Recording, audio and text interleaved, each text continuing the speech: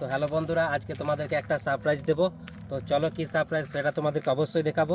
তো তোমরা জানো যে S24 আলট্রা আছে আমার, ওটাতে আমরা ভিডিও শ্যুট করি দিই, সিনেমাটিক শ্যুটও দিই।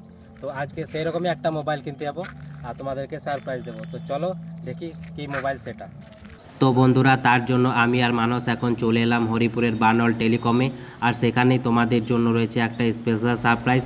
চলো সাথে দেখি, আর এখন আমি ভেতরে যাচ্ছি। চলো আমার সাথে তোমরা, আর দেখি সারপ্রাইজটা কি আছে তোমাদের জন্য।